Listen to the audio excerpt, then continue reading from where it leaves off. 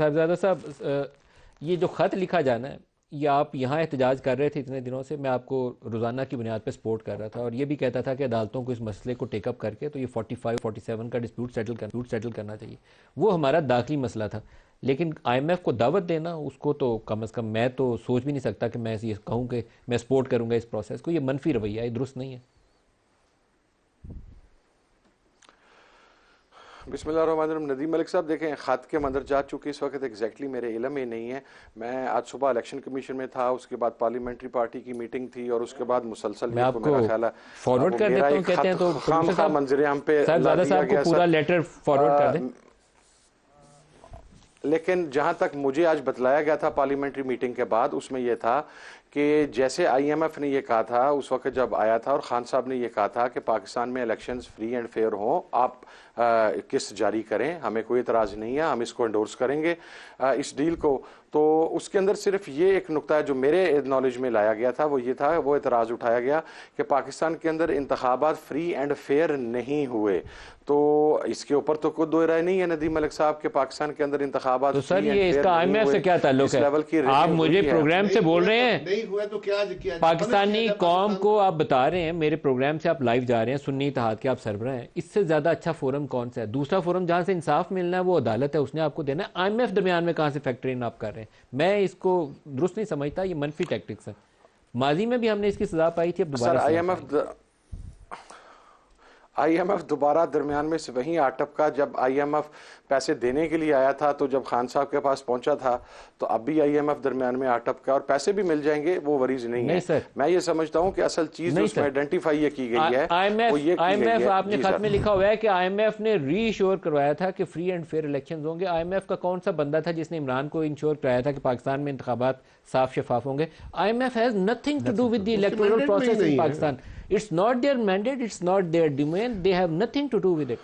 وہ political party کا response لیتے ہیں جب پروگرام فائنلائز کرتے ہیں، ماضی میں بھی لیتے تھے، آپ پہلی جماعت نہیں تھے پی ٹی آئی، پہلے بھی لیتے تھے وہ تو، لیکن آپ تو دعوت دے رہے ہیں کہ آئیے اور 30% جو ووٹس ہیں ہلکے ہیں قومی اور صوبائی کے، ان کو آپ کھولیے، اس کو آڈٹ کروائیے اور فافن اور پتن کو یہ ذمہ داری دیجیے۔ یہ آپ کیا کر رہے ہیں سر؟ میں تو آپ کی اس اپروچ سے ملک صاحب کرتے ہوئے ملک صاحب مجھے بڑی معذرت سے انٹرپشن پہ، لیکن آئی ایم ایف کو خط لکھنے کی بات جس دن خان صاحب کی طرف سے ہوئی اس دن کیا بیان تھا؟ آج تو اس پہ عمل ہوا ہے نا، آج اس کو سافٹ کیا گیا ہے، کیونکہ اس لیے کہ میڈیا نے بھی باتیں کی، اوپننگ پیرے میں سافٹ کیا، لیکن نیچے جا کے باتیں پھر کہنی ہیں۔ لیکن ذرا غور کیجئے، جس دن یہ بیان دیا گیا کہ ہم آئی ایم ایف کو خط لکھیں گے، اس کو ذرا اس کے ساتھ میں لا لیجئے اور پڑھ لیجئے کیا۔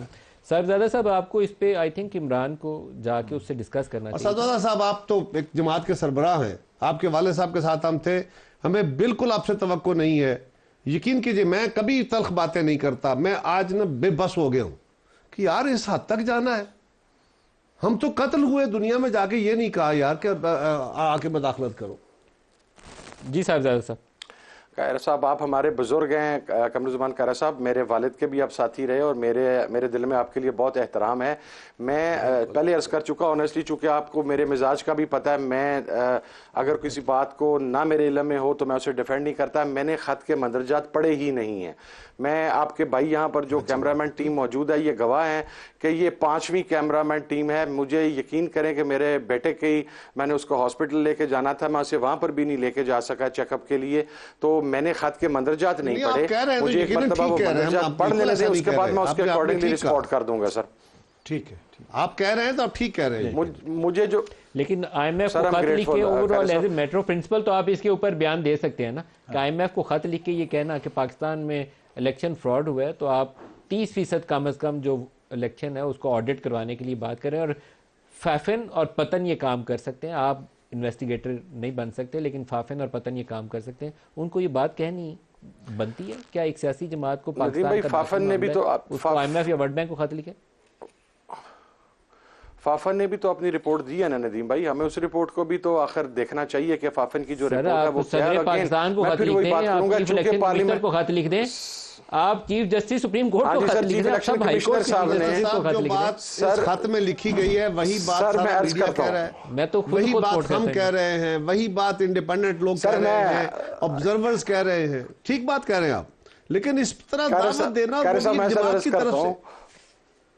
सॉरी मैं माजरत चाहता हूं, नहीं सर, इट्स परफेक्टली फाइन। मैं चूंकि अभी नदीम भाई ने ये बात कही कि आप चीफ इलेक्शन कमिश्नर को लिखें, तो सर चीफ इलेक्शन कमिश्नर ने तो जो खत हमसे डिमांड किया था कि हम 26 तारीख को जमा करवाएं अंडर आर्टिकल 206, आज जब वो खत जमा करवाया तो वो उन्होंने उसकी इंटरप्रिटेशन अंडर आर्टिकल सेक्शन 104 करना शुरू कर दी। तो मैं तो यानी चीफ इलेक्शन कमिश्नर साहब को क्या लिखूं सर, जो उसके ऊपर हमारी क्लैरिफिकेशन और हमारा जवाब भी सुनने के लिए तैयार नहीं थे उस इशू पे जो हेयरिंग में था इलेक्शन कमीशन के अंदर। तो प्रेसिडेंट को भी खत लिखना चाहिए। मैं तरीके इंसाफ की क़यादत से यकीनन बात करूंगा कि हमें प्रेसिडेंट को भी खत लिखना चाहिए, और इलेक्शन कमीशन को तो खैर खत लिख लिख के हम थक गए हैं, वहां पर तो खैर किसी चीज का असर ही कोई नहीं है। उनके बारे में क्या कहें सर? अच्छा, एक ब्रेक ले लें, ब्रेक रिस्पॉन्स दीजिएगा। आपकी असल जो डोमेन बनती है वो प्रेसिडेंट ही बनती है, और chief justice of Pakistan high court के चीफ जस्टिस और चीफ इलेक्शन कमिश्नर। सारा मीडिया आपको कवरेज भी देगा, लेकिन इसके ऊपर कम से कम मैं तो नहीं सपोर्ट कर सकता। मुझे ढूंढना पड़ेगा कि कौन है जो आपको इस इशू पे सपोर्ट करे, कि IMF या वर्ल्ड बैंक को खत लिख के कहें कि आइए हमारे मामला को देखिए। पहले ही सांस नहीं हमें लेने देते। का इशू ही नहीं है, ये तो मुदाखलत है, गोशमाली का इशू है। ये तो जिसने ये लिखा उसकी गोशमाली होनी चाहिए।